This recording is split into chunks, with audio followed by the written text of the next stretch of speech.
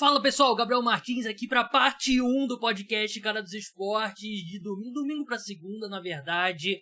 Vou receber o Felipe Vieira do On The Clock Brasil para falar sobre draft da NFL, eleger o melhor prospecto em cada posição e também os outros jogadores ali mais pro meio do draft que o Felipe gosta, ele que faz o guia On The Clock junto com a equipe do On The Clock, que eu vou sortear um guia hoje, vai ter um formulário que você vai preencher, que está aqui na descrição do podcast. Em determinado momento do programa, eu vou falar uma senha, e aí você vai colocar essa senha lá no formulário, junto com os seus dados.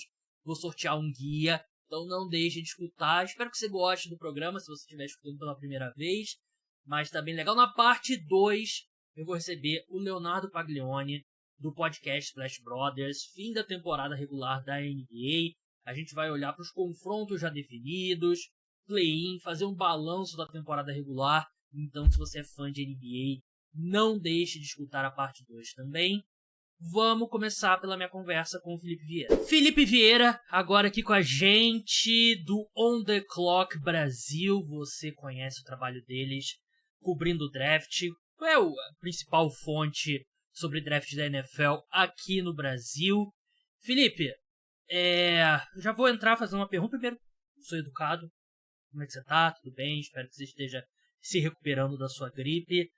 Mas a segunda pergunta que eu já te mando, que eu gosto de perguntar todo ano que você participa aqui, como que foi o processo de confecção do guia esse ano? Quantos prospectos? O que foi diferente? O que foi igual das últimas edições? O que você tem para contar pra gente?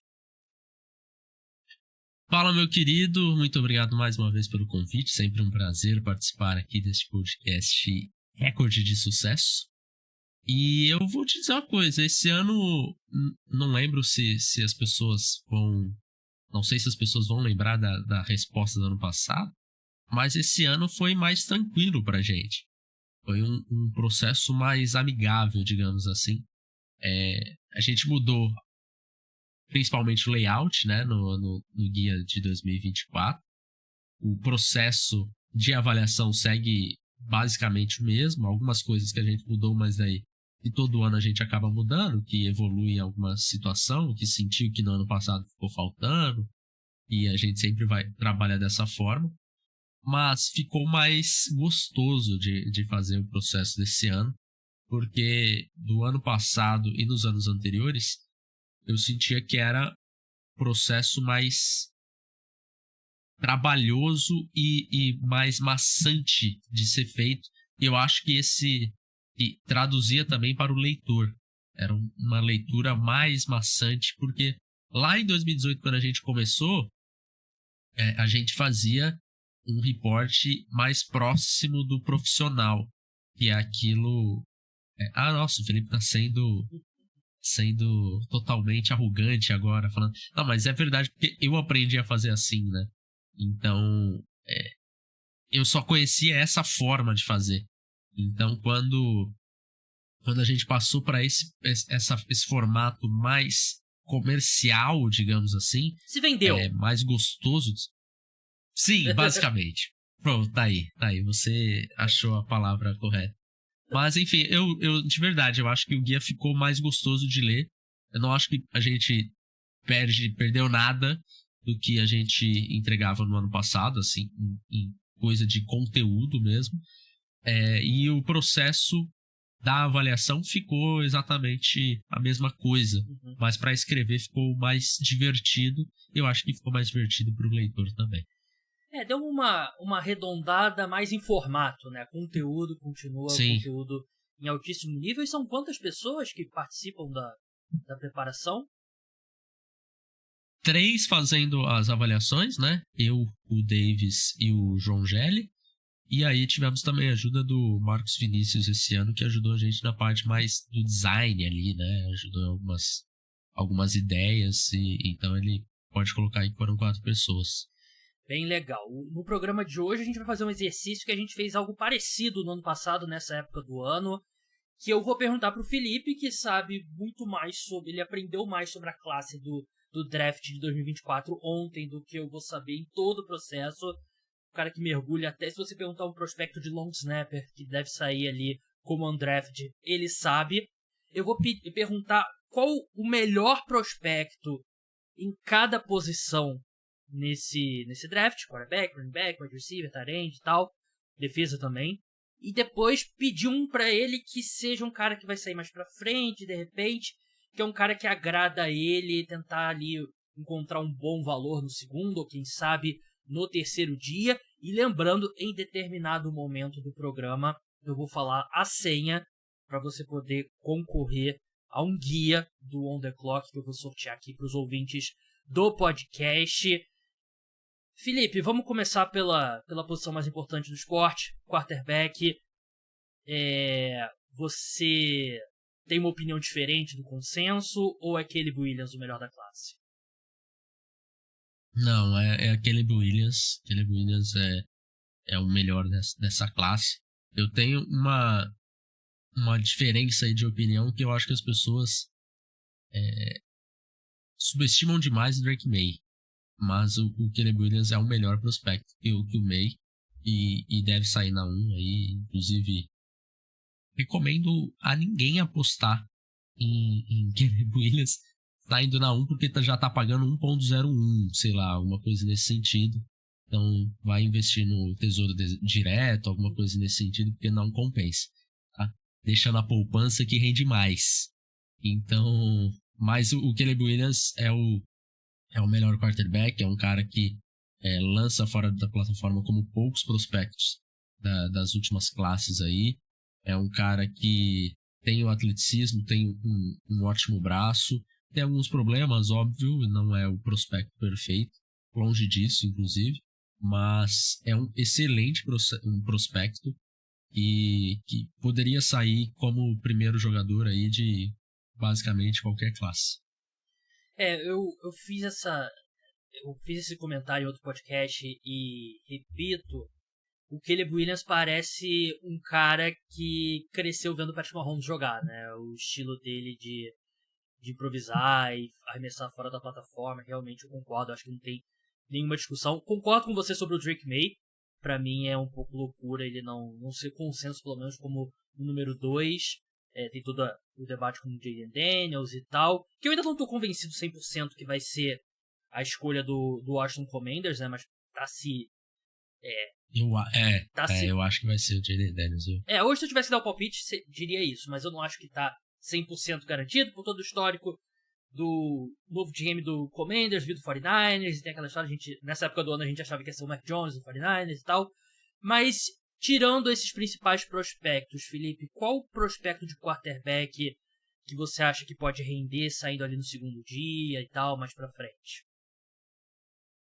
Eu vou te dizer uma coisa, quando a gente tem um jogador de segunda rodada, já se espera que ele tenha alguns problemas que teoricamente impedem dele de ser o grande jogador. Então as expectativas já são muito diminuídas. Mas eu gosto de Bo Nix, cara. Eu gosto de Bo Nix. Bo Nix é um jogador que vai... Bo Nix que tem a nossa idade, né? Basicamente. Mas assim, é um problema dessa classe, inclusive, né? É uma das classes mais velhas, talvez a mais velha do século, tá?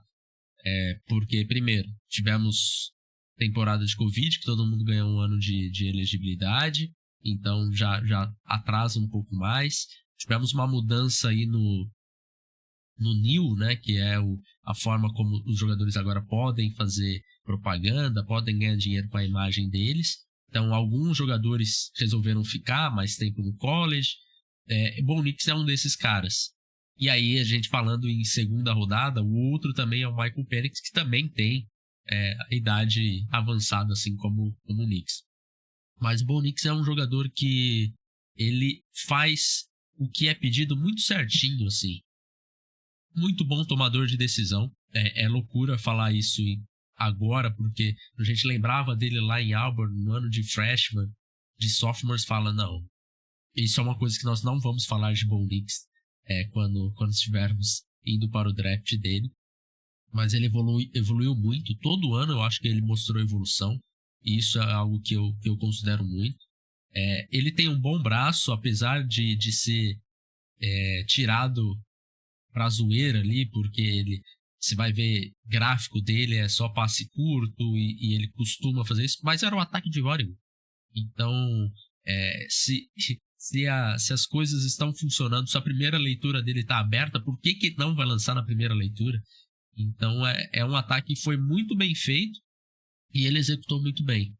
Então, eu acho que o Bo Nix é um jogador que pode sim se tornar um titular, mas aquele titular que você vai falar, olha, se der para melhorar essa situação aqui, todo ano vai ter alguém comentando, e se draftar Operário tal da jogador bola, pra substituir? Exatamente. Mas eu gosto de Bo Nix. Eu acho, inclusive, subestimado aí no processo. Eu ia levantar esse ponto que você falou, né? Porque o Bo Nix em Auburn, você voltar no tempo e dizer que ele estaria cotado para de repente ser uma escolha de primeira rodada, as pessoas iam rir, né? Mas esse ano dele em Oregon realmente fez muito bem para ele. Vamos passar para o wide receiver, porque você citou a questão de não aposta no Caleb Williams para ser a primeira escolha, porque é melhor botar o dinheiro na poupança e tal. Eu me vi com uma decisão sobre essa. Eu tinha um dinheirinho, uns 2 meses e meio atrás, e eu pensei, preciso fazer alguma coisa com esse dinheiro.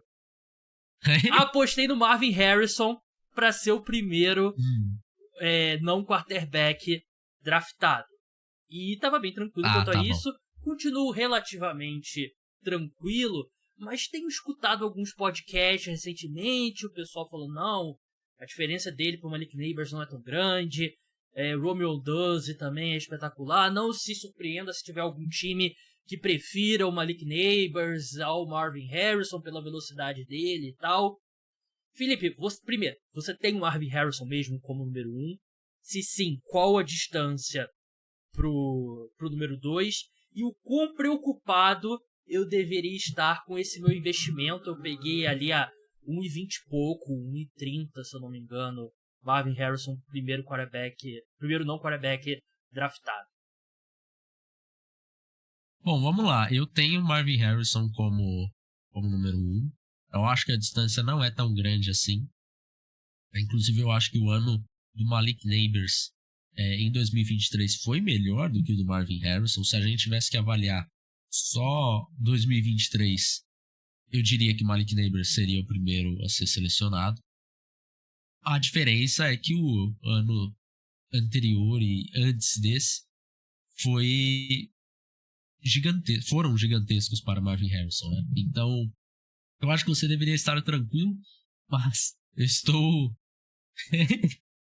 Mas você pegando a aposta de 2 meses e meio pra frente a 1,20, cara, eu acho que nós temos que fazer uma intervenção aí com você, viu? Eu olhei, se eu deixar esse dinheiro parar na poupança, quanto que vai me render? Marvin Harrison Jr. sendo o primeiro não... Eu apostei e... Assim, não é uma quantia absurda. Só que eu queria me impedir de gastar o dinheiro. Então, pelo menos ele tá parado lá, eu não posso mexer. Mas, tirando esses caras do topo, que é uma classe muito talentosa de wide receiver no topo, acho que demorou um pouco, né? Porque no começo do processo era Marvin Harrison, e tem pelo menos 3 caras aí que podem sair no top 10, né? Não seria absurdo. Mas um cara de segundo, terceiro dia que te agrada, Felipe? Eu vou te falar um nome que em alguns momentos eu não vejo ele sendo comentado agora, talvez comece a ser mais falado, mais garantido ali em terceira rodada, mas que há um mês atrás ele era jogador de dia 3 e quando eu fiz o report dele, eu olhei e falei, por que ele não pode ser um jogador de segunda rodada? E acabou que fiquei sozinho nessa no On The Clock, né? Mas eu gosto muito, que é o Javon Baker, jogador de UCF. É um jogador que, sinceramente, agora ele começou a ganhar um hype para ficar garantido ali numa terceira rodada, mas é muito bom criando separação o Javon Baker. É um jogador de 6'1 de altura, 1,85, 90 quilos. É bom atleta também. Tem um problema que eu acho que é um problema que muitas vezes acaba sendo superestimado quando você é um bom criador de separação, que é o problema dos drops, né? O pessoal parece que já trata assim, nossa, ele tem 10% de drops, já é um lixo, o jogador não serve pro meu time, se ele não tem mãos, ele não serve, e aí você pega um wide receiver que tem 8% de drops. Esses 2% vai fazer uma diferença na sua vida tão grande assim, que você de repente tá pegando um cara que não cria tanta separação quanto ele? Então, às vezes, eu acho que é uma trait, né, que a gente fala, uma habilidade que, às vezes, é superestimada. Então, o Javon Baker, pra mim, é um desses jogadores que eu draftaria, assim, na terceira rodada, feliz da vida, viu? E separação, criar separação é algo que normalmente se traduz, né, do college pra NFL, né? É uma habilidade que normalmente se mantém, eu acho que é algo realmente... Se você tem um aspecto que você precisa de um wide receiver, eu acho que é um dos mais importantes, né? Que o cara que consegue criar consistentemente no college, normalmente consegue criar na NFL também.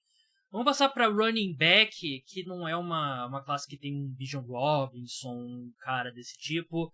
Quem que é o número 1, na sua opinião?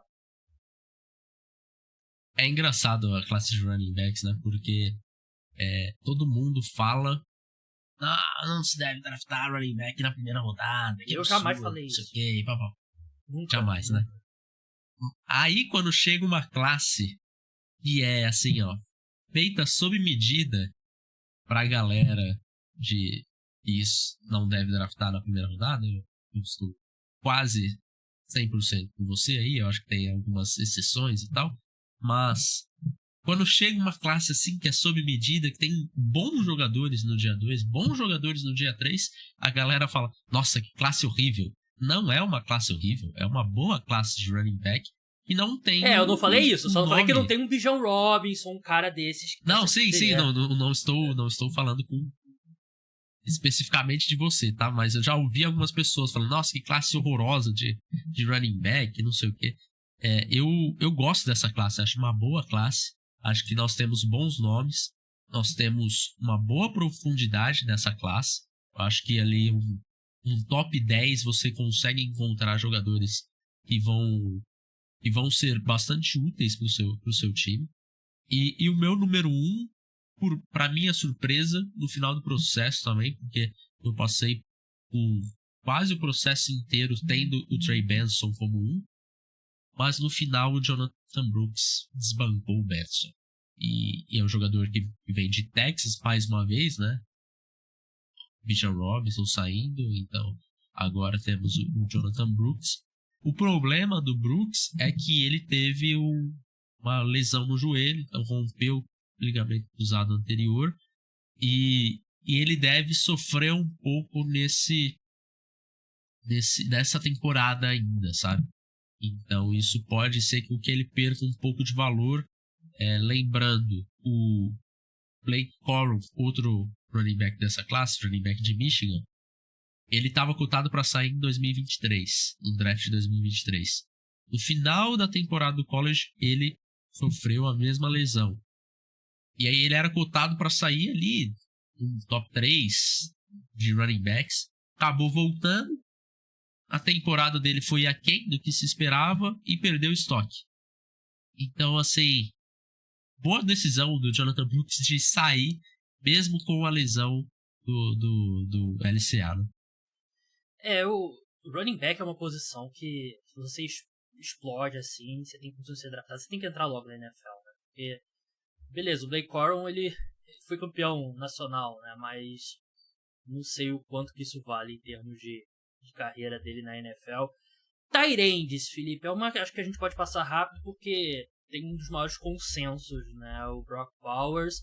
A pergunta que eu te faço tem se discutido muito o valor de você draftar um tight end, tipo, na primeira metade do draft. Primeiro porque você, draftando ele ali, por exemplo, no top 10, ele já vai ser um dos 5 tight ends mais bem pagos da liga, ou perto disso, né? E, assim, a gente tem visto mais tight ends contribuindo cedo, né? Que é algo que 5 anos atrás era aquela coisa, né? Tight end, muitas vezes, no segundo contrato só que ele vai explodir. Esse ano a gente viu o Sam Laporta, a gente viu o... Caramba, me fugiu o nome do tight end do Buffalo Bills. Dalton Kincaid. E você acha que ele pode ter esse tipo de impacto logo de cara? Porque tight end ter esse tipo de impacto como calouro não é a norma, né? O Sam Laporta e o Dalton Kincaid foram exceções.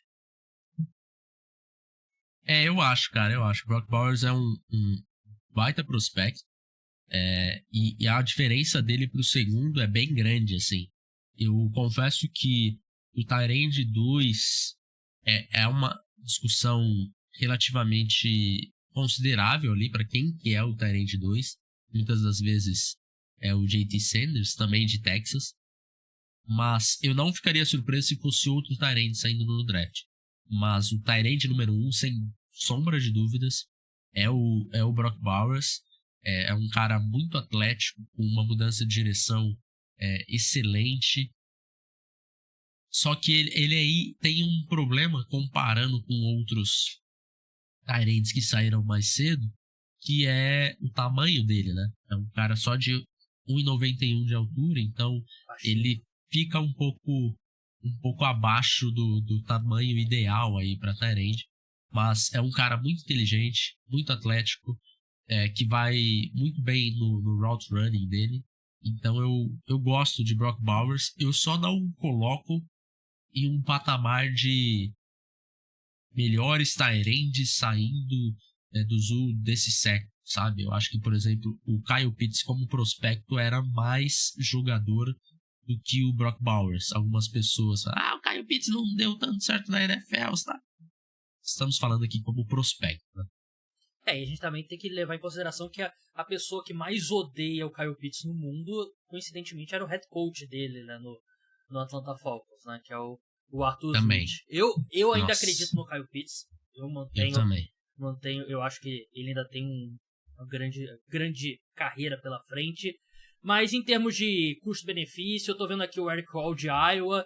Draftar Tyrants de Iowa ali mais pra frente costuma ser uma boa receita, né? Quem que você tem aí como um cara de custo-benefício? Eu gosto muito do Ben Sinnott, jogador de Kansas State. Eu acho que ele é um jogador também muito, muito atlético. Eu acho que não foi tão bem aproveitado em Kansas State. Explosão dele, consegue ganhar muitas jardas depois da recepção. É um dos melhores tight ends fazendo isso dessa classe. Acho que perde pro Brock Bowers e pro Jaheim Bell, que também é um outro jogador que eu gosto, que eu acho que é bem subestimado nessa classe. Mas para dizer aqui, entre jogadores desses dia 2, eu vou ficar com o Ben Sinnott. Passa pra linha ofensiva agora, que parece ser um draft muito melhor pra tackle do que pra interior, né, Felipe? A gente tem no topo o Joe Alt, Troy Fasciano. Quem que você tem... Troy Fasciano, eu juntei dois, né? O Onamui Fasciano e o Troy Faltano. Quem que você tem como número 1 e qual cara que você acha que pode ser um jogador sólido ali já em segundo ou terceiro dia? Para mim, o número 1 é o Joe Alt, de Notre Dame. Eu acho que é um jogador que, inclusive, tem uma diferença pro segundo offensive tackle. Muitos colocam ali o Fasciano como um segundo. Eu tenho até minhas dúvidas se ele vai ser o segundo a sair no draft. Ele é o favorito para isso, mas eu confesso que tenho minhas dúvidas. Eu cheguei a fazer um hot take lá em janeiro. Na minha opinião, o Thalys Fuaga seria o segundo offensive tackle a sair. Então, no momento ainda que o Fasciano era quase que o número 1. E eu sigo nesse meu hot take, que hoje em dia a gente nem tá mais tão hot assim. Mas a diferença do Joe Alt para mim é que ele é um jogador completo. É um jogador que vai muito bem no pass protection, um jogador muito forte, um jogador que domina no jogo terrestre. Então eu gosto do Alto aí. E o Fasciano, eu acho que ele falta um pouquinho da força física no jogo dele. Falta dominar um pouco no jogo terrestre. Ele é o melhor pass protector dessa classe, mas falta um pouco dessa força. E eu acho que essa falta de força vai atrapalhá-lo na NFL, na proteção de passe, que é o o calling card dele, assim, né? Então eu tiro o Alto aí como número 1, e aí eu fico com o Fuaga em 2, Fachano em terceiro, e aí pensando em dia 2, né?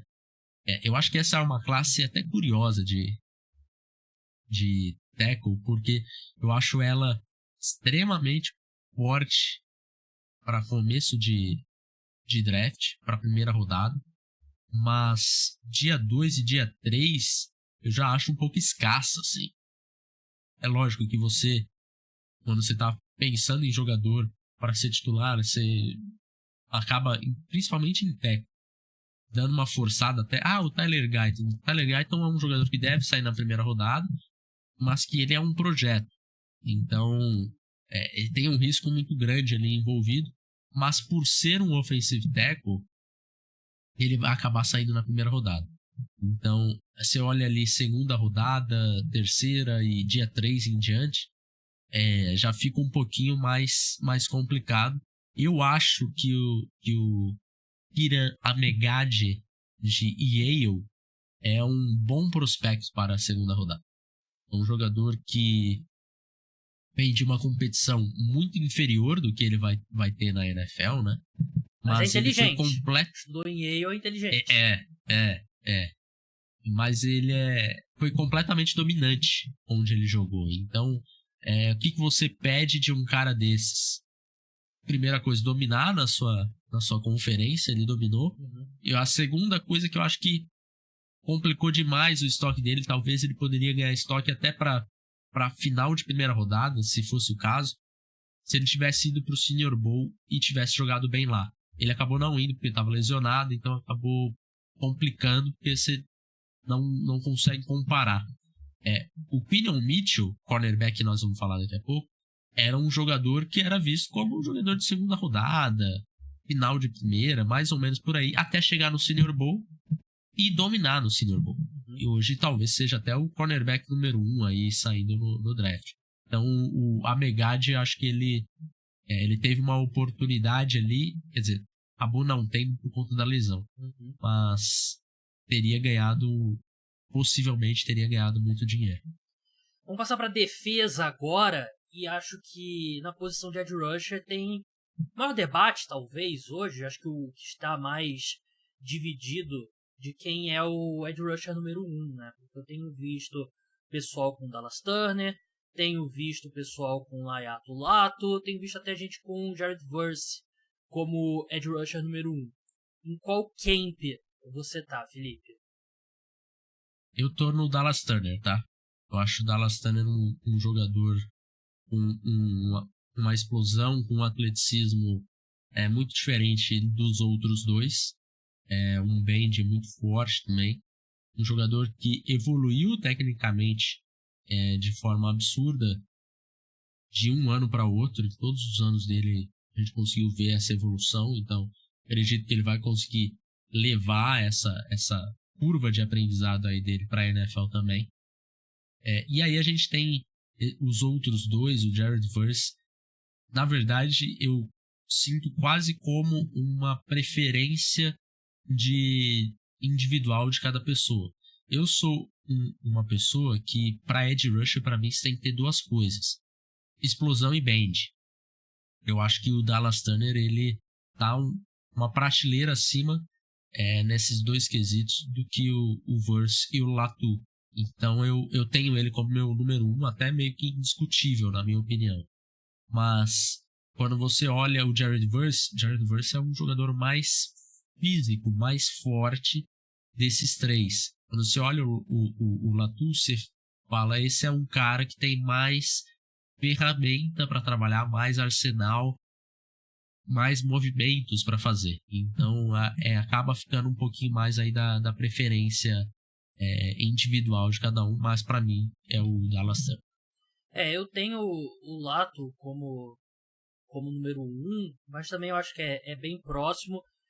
Eu gosto de o quão avançado ele já é em termos de tecnicamente e tal. Eu acho que pra mim ele tem um piso maior que o Dallas Turner, mas a questão física do Dallas Turner ele é superior, e tem toda a questão do pescoço do Lato, ele quase parou a carreira, né, por conta disso.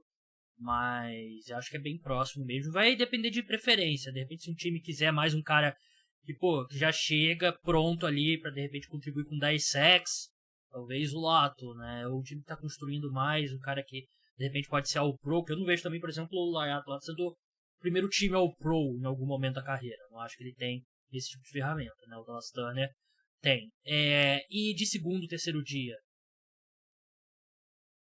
Eu gosto dessa classe de Edge pra dia 2. Eu não sei se o Chop Robinson ele vai sair na primeira rodada ou se ele vai acabar caindo pra segunda. Mas de qualquer forma ele vai sair rápido na segunda rodada. É um jogador que eu gosto, seria o meu Edge número 4. Mas eu gosto de Austin Booker de Kansas. Gosto de Gabriel Murphy de UCLA. Tem alguns jogadores ali que eu acho interessante. Mas para ficar aí no Austin Booker, eu acho que é um jogador assim com uma capacidade de atrapalhar o ataque de uma forma que poucos têm, assim, porque ele é muito chato. Tá bloqueado. Não, ele vai até o final, o motor dele é muito intenso, é um cara que atleticamente pode não ser um jogador que vai encantar ninguém, mas é um jogador extremamente ativo, tem um bom pad level, um bom bend, então eu gosto do Austin Booker. Acho que ele vai ser um bom jogador, não um jogador que, talvez pro fã casual, é um jogador que ele vai ter uma carreira inteira na NFL, o torcedor do time que o draftar vai adorar, e o fã casual talvez nem conheça muito. Quem que é esse cara? Eu não conheço. Mas eu acho que ele vai ser um bom jogador na NFL. Defensor da NFL tem que ter um pouquinho de psicopata mesmo, né? Infelizmente, tem que ser aquele cara chato mesmo, tem que entrar na mente do tackle. Defensive tackle, quem que é o seu número 1? Para mim é o Byron Murphy, de Texas.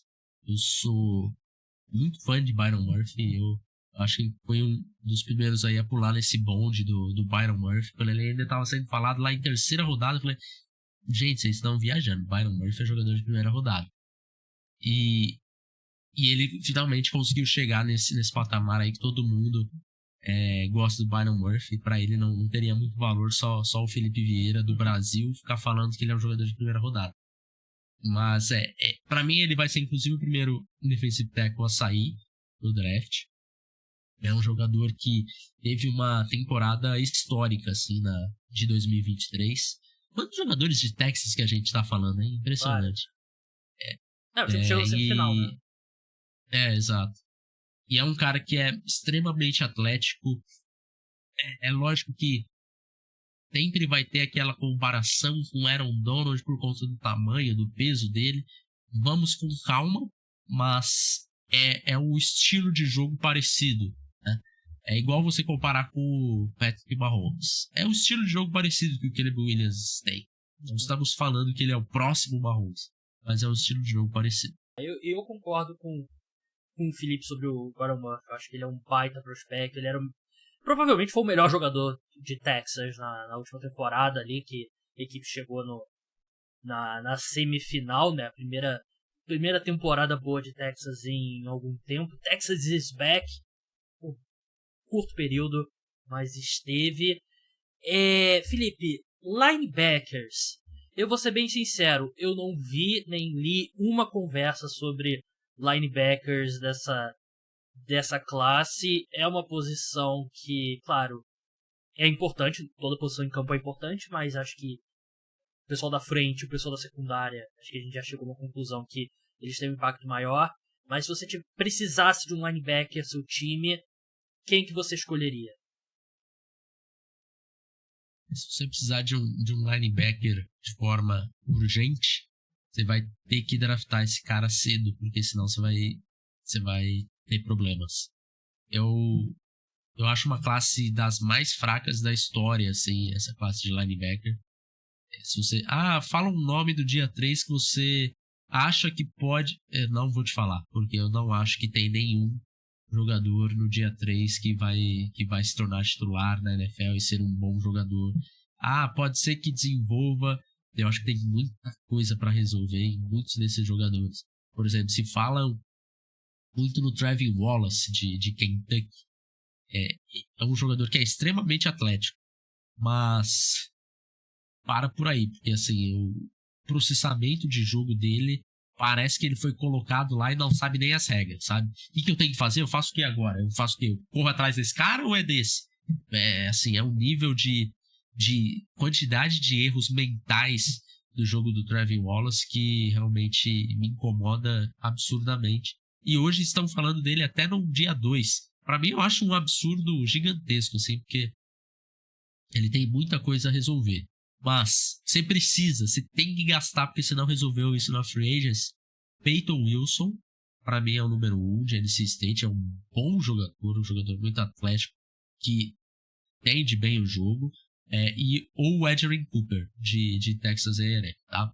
Pra mim, esses são os dois caras que têm condições de você colocar no ano 1 na NFL e não passar vergonha, sabe? De resto, eu acho que todos têm muitos problemas. E aí eu tô fora de qualquer um aí pensando no ano 1 na NFL para ser titular. Pra mim são esses dois e acabou. Vamos passar para cornerback agora, que eu acho que é uma posição interessante, porque é uma posição interessante, ponto, é uma das mais importantes em campo. Mas esse ano a gente tem uma particularidade, né? Que um dos caras que tá brigando pelo topo é um cornerback branco, que a gente não vê muito, né? No draft e na NFL em geral. Eu acho que não teve cornerback branco na última temporada, né? E é o Cooper DeJean, né? Da Universidade de Iowa. E é engraçado que aí você já começa a botar vários estereótipos, não? Ele é esforçado, ele tem atleticismo que não aparece tanto, ele é inteligente, né? Aqueles estereótipos da cor da pele que as pessoas colocam, mas eu sei que as pessoas sérias atravessam isso e fazem uma avaliação. Eu vejo muita gente com ele como cornerback número 1, o Keanu Mitchell, como você falou também, né? Foi o que você citou, né? Do Senior Bowl. Quem que você tem ali no topo da classe de cornerback? Para mim é o Keanu Mitchell. É um jogador que também extremamente atlético, que se tem uma questão ali para falar que ele jogou em uma universidade menor, jogou num sistema que é muito em zona, então como que ele funcionaria jogar ali numa ilha, numa marcação homem a homem. Mas aí chegou o Senior Bowl. E aí no Senior Bowl, naqueles exercícios aqueles drills que são colocados o cornerback fracassar, ele dominou. É aquele um contra um. É o wide receiver correndo a rota de 8 segundos e o cornerback tendo que marcar aquilo de algum jeito. Ele dominou nesse tipo de drill, e não é feito para um cornerback ter sucesso.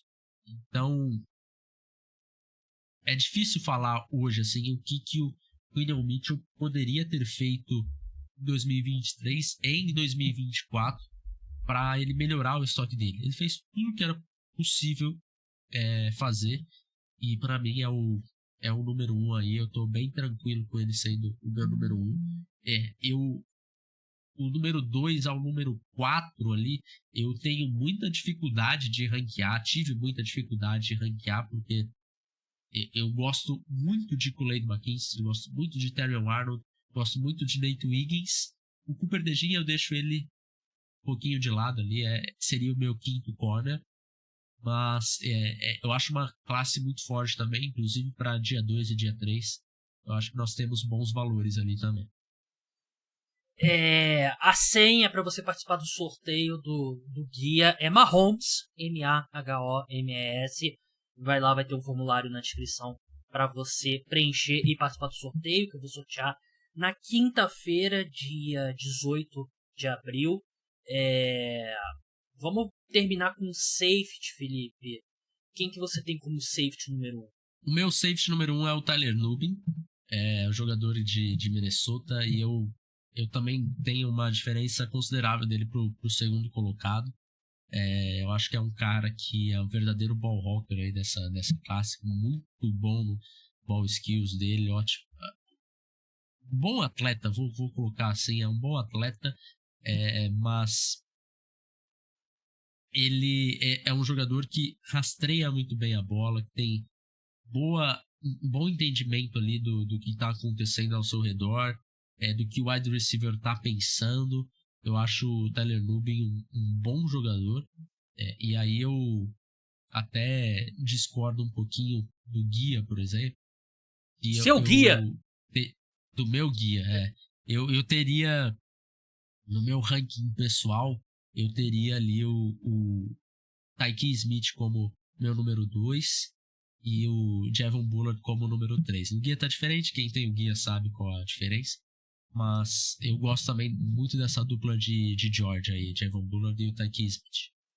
Felipe, passando a régua nessa classe, mais forte, mais fraca, qual a particularidade, pra gente encerrar, qual a particularidade dessa classe? Eu, que não mergulho tão profundamente quanto você, me parece uma classe que, principalmente no topo, é bem mais voltada para o ataque, né? Acho que a gente vai demorar algumas escolhas até o primeiro defensor escolhido, mas qual a particularidade você destacaria?